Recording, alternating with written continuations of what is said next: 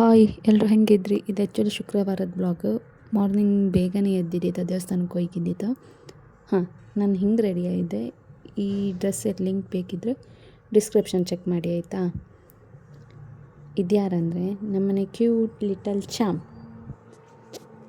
ನಂತರ ದೇವರಿಗೆಲ್ಲ ದೀಪ ಹಚ್ಚಿ ದೇವ್ರಿಗೆ ನಮಸ್ಕಾರ ಮಾಡಿ ಹೊರಟಿತ್ತು. ಇದು ನನ್ನ ಅಮ್ಮ. ನಾವು ಮನೆಯಿಂದ ಸುಮಾರು 7 ಗಂಟೆಗೆ ಹೊರಟಿದ್ದಿತ್ತು. ಕಾರ್ ಹತ್ಕೊಂಡು ಹೋಗ್ತಾ ಇತ್ತು. ಆನ್ ದ ವೇ ಇದೊಂದು 7-7:30 ಟೈಮಿನ ವೀಡಿಯೋ ಏನೋ. ಕಾರಲ್ಲಿ ಒಳ್ಳೆ ಸಾಂಗ್ ಹಾಕಿದ್ರು, ಕೇಳ್ಕೊಂಡು ಎಂಜಾಯ್ ಮಾಡ್ಕೊಂಡು ಹೋಗ್ತಿದ್ದಿದ್ದೆ. ಆ ಸಾಂಗ್ ಯಾವುದನ್ನು ನೀವು ಕೇಳಿ ಅಲ್ಲ.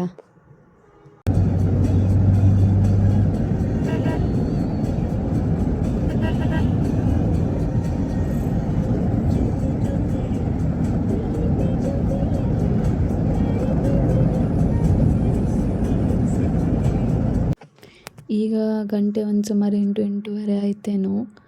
ಜೋರು ಹೊಸ್ವತ್ತಿದ್ದಿತ್ತು ಆಯಿತಾ. ಈಗ ಹೊಟ್ಟಿಗೆ ಎಂಥದ್ದಾದ್ರೂ ಬೀಳಕ್ಕಲ್ಲ. ಹಂಗಾಗಿ ನಾವು ಬಜ್ಗೋಳಿ ಹತ್ರ ಇರೋ ವಿಶ್ವಭವನ ಇಲ್ಲೂ ತಿಂಡಿ ತಿಂಬಕ್ಕೆ ಹೋಗಿದ್ದಿದ್ದು. ನಾನು ಇಡ್ಲಿ ಮತ್ತು ವಡೆ ತಗೊಂಡಿದ್ದೆ. ಅದ್ರ ಜೊತೆ ಕಾಫಿ ಪ್ಲಸ್ ಒಂದು ಲೆಮನ್ ಜ್ಯೂಸ್ ತಗೊಂಡಿದ್ದೆ. ಎಂತಕ್ಕಂದರೆ ಜರ್ನಿ ಮಾಡುವತ್ತಿಗೆ ಬೇಕಾತ್ತೇನೋ ಅಂದ್ಕೊಂಡು. ಆಮೇಲೆ ನಾವು ಅಲ್ಲಿ ತಿಂಡಿ ಮುಗಿಸಿ ಪುನಃ ನಾವೀಗ ಧರ್ಮಸ್ಥಳಕ್ಕೆ ಹೊರಟಿದ್ದು. ಧರ್ಮಸ್ಥಳದಿಂದ ಮುಂದೆ ಯಾವ ದೇವಸ್ಥಾನಕ್ಕೆ ಹೋಗ್ತಾನೆ ಕಾಣಿ. ಈಗ ನಾವು ಧರ್ಮಸ್ಥಳಕ್ಕೆ ಹೊರಟಿದ್ದಿದ್ದು ಆಯಿತಾ. ಬಟ್ ವೆದರ್ ಒಂಥರ ಕೂಲ್ ಡೌನ್ ಇದ್ದಿತ್ತು. ಅಂದರೆ ಬಿಸಿಲು ಎಂಥದ್ದು ಇರಲ್ಲ, ಒಂಥರ ಥಂಡಿ ವಾತಾವರಣ ಇದ್ದಿತ್ತು. ಒಂಥರ ಲೈಕ್ ಆಗ್ತಿತ್ತು ಜರ್ನಿ ಮಾಡುವತ್ತಿಗೆ.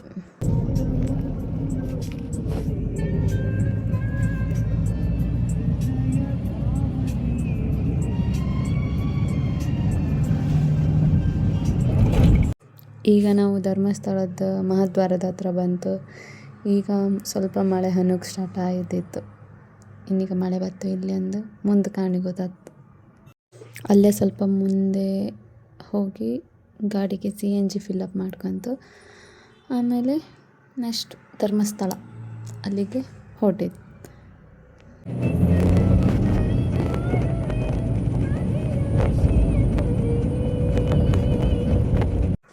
ಈಗ ನಾವು ನೇತ್ರಾವತಿ ನದಿ ಹತ್ರ ಬಂದಿದ್ದು. ನನಗೆ ಇಲ್ಲಿನ ಪ್ಲೇಸ್ ಕಂಡು ಎಷ್ಟು ಬೇಜಾರಾಯ್ತಂದರೆ, ಎಷ್ಟು ಪವಿತ್ರವಾದ ನದಿ ಬಟ್ ಅದನ್ನು ಎಷ್ಟು ಕೊಳಕು ಮಾಡಿರಂದರೆ, ಅದು ಆ್ಯಕ್ಚುಲಿ ಎಜುಕೇಟೆಡ್ ಪರ್ಸನ್ನೇ ಹಿಂಗೆ ಮಾಡಿರ್ಬೋದು. ಅಲ್ಲೇ ಕಸ, ಚಪ್ಪಲು, ಪ್ಲಾಸ್ಟಿಕ್ಕು ಅಷ್ಟೇ ಯಾಕೆ ಹಾಕ್ಕೊಂಡಿದ್ದ ಬಟ್ಟೆ, ಅಂದರೆ ಹೊಸ ಬಟ್ಟೆ ಹಾಕಿದ್ರು ಹಳೆ ಬಟ್ಟೆನ ಅಲ್ಲೇ ಬಿಡ್ತರು. ಡಸ್ಟ್ಬಿನ್ನಿಗೂ ಹಾಕೋಕ್ಕಾಗ್ತಿಲ್ಲ.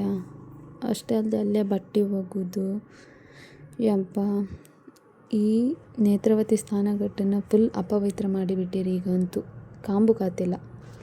ಇನ್ನಾದರೂ ಆ ಪವಿತ್ರವಾದ ಸ್ಥಳನ ಪವಿತ್ರವಾಗಿ ಇಪ್ಪಕ್ಕೆ ಬಿಡುವ ನಾವು ಆದರೂ. ಈಗ ನಾವು ಧರ್ಮಸ್ಥಳದ ಎಂಟ್ರೆನ್ಸಿಗೆ ಬಂದಿತ್ತು. ದೇವಸ್ಥಾನಕ್ಕೆ ಒಳಗೆ ಹೋಯ್ಕಿನ್ನು ಇದೀಗ ಪಾರ್ಕಿಂಗ್ಗೆ ಜಾಗ ಹುಡುಕುತ್ತಿದ್ರು. ಪಾರ್ಕಿಂಗ್ ಮಾಡಿ ಮತ್ತು ದೇವಸ್ಥಾನಕ್ಕೆ ಒಳಗೆ ಹೋಗ್ಪ.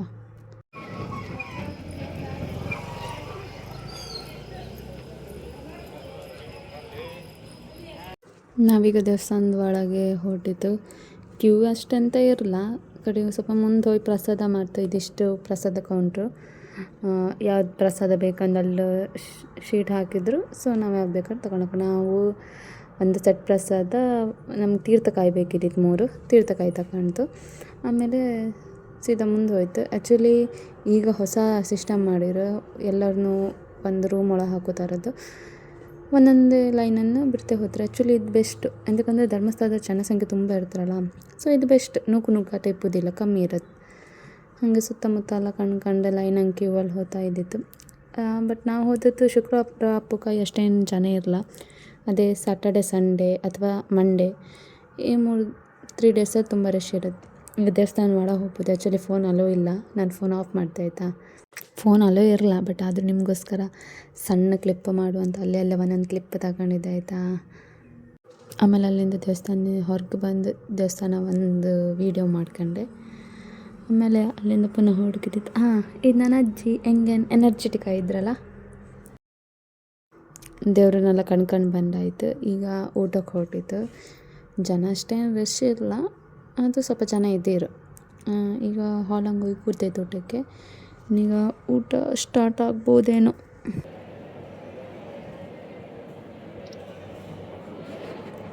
ಊಟ ಹೊರಗೆ ಬಂದಿದ್ದೆ ಎಂಥ ಮಳೆ ಅಂದರೆ ಹಬ್ಬ. ನಾವು ಆ್ಯಕ್ಚುಲಿ 12 ಗಂಟೆ ನಮ್ಮದು ಊಟ ಇದ್ದಿದ್ದು, ಬಟ್ 1-1:30 ತನಕ ನಾವಿನ್ನೂ ಧರ್ಮಸ್ಥಳದಲ್ಲೇ ಇದ್ದಿದ್ದು. ಮಳೆಯೇ ಬಿಡ್ತಿರಲ್ಲ.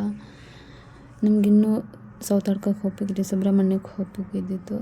ಬಟ್ 1:30 ತನಕ ಒಳ್ಳೆ ಆಯಿತು. ಆಮೇಲೆ ಈಗ ಮಳೆ ಸ್ವಲ್ಪ ಕಮ್ಮಿ ಆಯ್ತಾಯ್ತಾ, ಹೊರಗೆ ಬಂದು ಹೋಪ ಅಂದು ಹೊರಟಿದ್ದಿತ್ತು.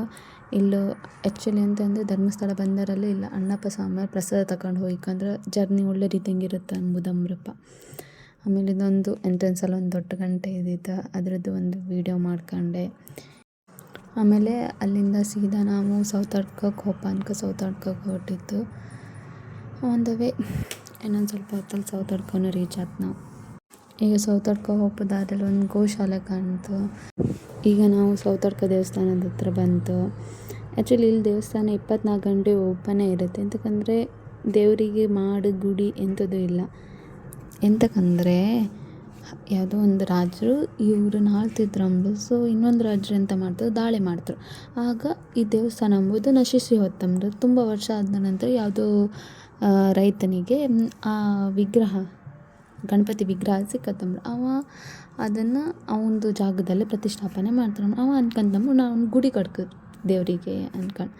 ಬಟ್ ಅದೆಂತ ಆತ ಅಂತ ಹೇಳಿದ್ರೆ, ದೇವ್ರ ಕನ್ಸಲ್ಲಿ ಬಂದು, ನಾನು ಪ್ರಕೃತಿ ಮಧ್ಯೆ ಪ್ರಶಾಂತವಾಗಿದ್ದೆ, ನಿಂಗೆ ಒಂದು ವೇಳೆ ನಂಗೆ ಗುಡಿಯೇ ಕಟ್ಟಕೊಂಬಂಗಿದ್ದೆ, ನನ್ನ ತಂದೆ ಆದ ಕಾಶಿ ವಿಶ್ವನಾಥಂಗೆ ನನ್ನ ಗುಡಿ ಗೋಪುರ ತೋರ್ಕೊ, ಅದು ಒಂದೇ ರಾತ್ರಿಯಲ್ಲಿ ಕಟ್ಟಿ ಮುಗಿಸ್ಕಂದು. ಬಟ್ ಯಾರಿಗೂ ಅದು ಹಂಗೆ ಆಪುದಲ್ಲ, ಅಂದರೆ ಮಾಡೋಕೆ ಆಪುದಲ್ಲ. ಸೊ ಅದಕ್ಕೆ ಗಣಪತಿ ಹೀಗೆ ಉಳಿದ್ಬಿಟ್ಟ. ಆ್ಯಕ್ಚುಲಿ ಸೌತಡ್ಕ ಅಂತ ಹೆಸರು ಬಂದಿದೆ ಅಂತಕ್ಕಂದರೆ, ಆಗಲಿನ ಕಾಲದಲ್ಲೂ ಆ್ಯಕ್ಚುಲಿ ಸೌತೆಕಾಯಿನ ನೈವೇದ್ಯ ಇಡ್ತಿದ್ದೀರ. ಅದಕ್ಕೆ ಸೌತೆ ಪ್ಲಸ್ ಅಡ್ಕ ಅಂದರೆ ಬಯಲು ಪ್ರದೇಶ ಅನ್ಕ, ಅದಕ್ಕೆ ಇವರಿಗೆ ಸೌತಡ್ಕ ಅಂತ ಹೆಸರು ಬಂತು. ನಾವು ಆ್ಯಕ್ಚುಲಿ ಧರ್ಮಸ್ಥಳದಲ್ಲೂ ಊಟ ಮಾಡಿದ್ದಾಯ್ತಾ, ಆದರೂ ಇಲ್ಲಿ ಫಸ್ಟ್ ಟೈಮ್ ಬಂದದ್ದು. ಒಂದು ಸ್ವಲ್ಪ ಪ್ರಸಾದ ತಿಂಬ ಅನ್ಕೊ ಊಟ ಮಾಡು ಬಂದಿತ್ತು. ಇಲ್ಲೂ ಅಷ್ಟೇ ನಮ್ಗೆ ಊಟ ತುಂಬ ಇಷ್ಟ ಆಯಿತು.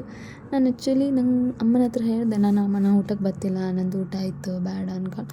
ಬಟ್ ನಾನೆಲ್ಲೋ ಊಟ ಮಾಡ್ದಲ್ಲ, ಪುನಃ ನಾನು ಹೊಸುವಾಯಿ ನಾನು ಎಂಥದ್ದು ಊಟನೇ ಮಾಡಲೇನೋ ಎಂಬ ಥರ ಊಟ ಮಾಡಿದೆ ನಾನೀಗ ಅಲ್ಲಿ ಊಟ ಮಾಡಿ ಈಗ ಸುಬ್ರಹ್ಮಣ್ಯ ಕೊಟ್ಟಿದ್ದು. ನಾವು ಆ್ಯಕ್ಚುಲಿ ಸುಬ್ರಹ್ಮಣ್ಯಕ್ಕೆ ಹೊರಟಿದ್ದೆ. ಎಂತಕ್ಕಂದರೆ ಸರ್ಪ ಸಂಸ್ಕಾರ ಮಾಡೋಕೆ ಇದ್ದಿದ್ದು ಒಂದು.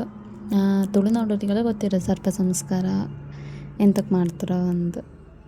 ಸರ್ಪ ಸಂಸ್ಕಾರ ಮಾಡೋದು ಎಂತಕ್ಕಂದರೆ, ನಾವು ಯಾವುದಾದ್ರೂ ಸರ್ಪನ ಕೊಂದಿದ್ರೆ, ಅಥವಾ ನಮಗೆ ಯಾವುದಾದ್ರೂ ಮೃತ್ಯು ಆದ್ದು ಸರ್ಪ ಸಿಕ್ಕಿದ್ರೆ, ಅಥವಾ ನಮ್ಮ ಜಾತಕದಲ್ಲಿ ಏನಾದರೂ ಸರ್ಪದೋಷ ಅಂದರೆ ನಮ್ಮದು ಹಿರಿಯರು ಯಾರಾದರೂ ಸರ್ಪನ ಏನಾದರೂ ಅದಕ್ಕೆ ನೋವು ಮಾಡಿದರೆ, ಸೊ ಹಾಗೋಸ್ಕರ ನಾವು ಸುಬ್ರಹ್ಮಣ್ಯದಲ್ಲಿ ಒಂದು ಪೂಜೆ ಮಾಡಿದ್ರು, ಸರ್ಪ ಸಂಸ್ಕಾರ ಅಂತ. ಅದರಲ್ಲಿ ನಮಗೆ ಸಿಕ್ಕಿರೋದಾಗಿರ್ಬೋದು, ಇಲ್ಲ ನಾವು ಹೊಡೆದಿರೋದಾಗಿರ್ಬೋದು, ಇಂಥ ಸರ್ಪಗಳಿಗೆಲ್ಲ ಮೋಕ್ಷ ಸಿಗ್ತದೆ ಎಂಬ ಉದ್ದೇಶದಿಂದ ಅಷ್ಟೇ.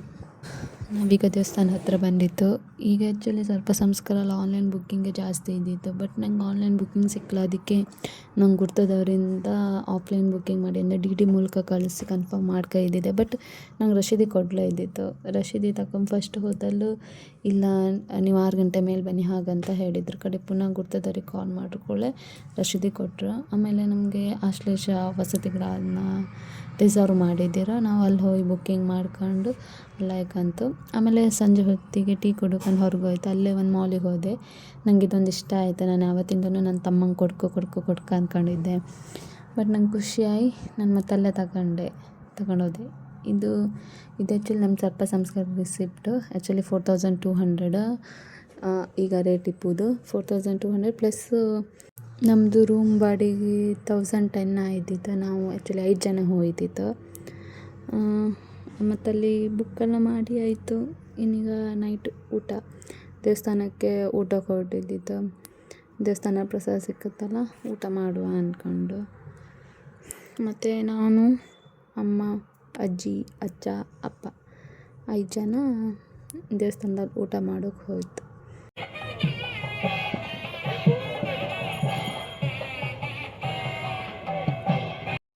ಊಟಕ್ಕೆ ಆ್ಯಕ್ಚುಲಿ ತುಂಬ ಜನ ಇದ್ದಿರು. ಎಂತಕಂದ್ರೆ ನಮ್ಮ ಥರವೇ ಸರ್ಪ ಸಂಸ್ಕಾರ ಮಾಡೋಕ್ಕೆ ತುಂಬ ಜನ ಬಂದಿರ್ತರು. ಎಲ್ಲರೂ ಊಟಕ್ಕಿದ್ದಿರು. ಊಟ ಟೈಮಿಂಗ್ಸು ನಾನು ಅಲ್ಲಿ ಮೆನ್ಷನ್ ಮಾಡಿದ್ದೆ. ಫುಲ್ ಲೈನಂಗೆ ಊಟಕ್ಕೆ ಹೋಗಿ ಊಟ ಮಾಡ್ತು. ಊಟ ಪ್ರಸಾದ ಅಂತೂ ಒಳ್ಳೆ ಇದ್ದಿತ್ತು. ಮತ್ತು ಅಲ್ಲೇ ಊಟ ಮುಗಿಸಿ ಸುತ್ತಮುತ್ತ ಒಂಚೂರು ಕಣ್ಣಾಯಿಸಿ ಮತ್ತು ಅಲ್ಲಿಂದ ನಾವು ರೂಮಿಗೆ ಹೊರಡ್ತು. ಸರ್ಪ ಸಂಸ್ಕಾರದ ಫುಲ್ ವೀಡಿಯೋನ ಪಾರ್ಟ್ 2 ಹಾಕಿದೆ. ಪಾರ್ಟ್ 2 ಸಹ ಕಾಣಿ, ನಿಮ್ಮ ಸರ್ಪ ಸಂಸ್ಕಾರದ ಇನ್ಫಾರ್ಮೇಷನ್ ಸ್ವಲ್ಪ ಸಿಗ್ಬೋದೇನೋ. ಬಾಯ್ ಬಾಯ್.